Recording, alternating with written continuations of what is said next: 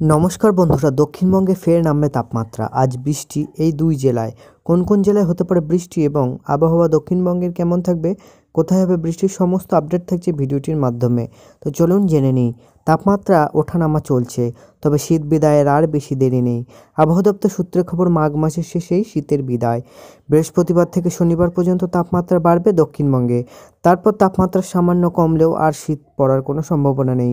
ফেব্রুয়ারির দ্বিতীয় সপ্তাহ থেকে কিন্তু বাংলা থেকে শীত বিদায় নিতে পারে বলে পূর্বাভাস জানিয়েছে আলিপুর আবহাওয়া দপ্তর। দক্ষিণবঙ্গে কেমন থাকবে আবহাওয়া?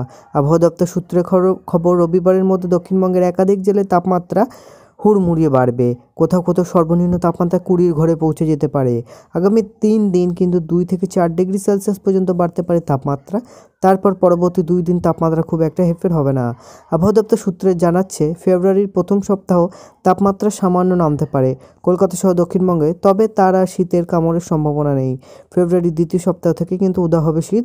সরস্বতী পুজো খুব একটা শীতের থাকার কোনো রকম সম্ভাবনা নেই। সরস্বতী পুজো 2 দিন দক্ষিণবঙ্গে কোনো জেলায় বৃষ্টি হবে না। আগামী সোমবার পর্যন্ত দক্ষিণবঙ্গের সব জেলায় শুষ্ক আবহাওয়া বজায় থাকবে।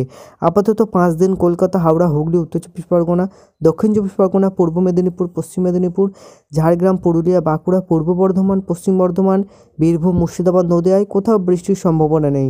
সর্বত্র কিন্তু শুষ্ক থাকার আবহাওয়া বিরাজমান করবে। বুঝতেই পারছেন যে চারিদিকে কিন্তু শুষ্ক আবহাওয়া বজায় থাকবে। আগামী 3 দিন ঘন কুয়াশার দাপট থাকবে উত্তরবঙ্গের একাধিক জেলায়। তালিকায় দার্জিলিং, কালিম্পং, উত্তর ও দক্ষিণ চব্বিশ পরগনা, মালদা, দক্ষিণবঙ্গের জেলাগুলিতেও কুয়াশার যথেষ্ট দাপট থাকবে।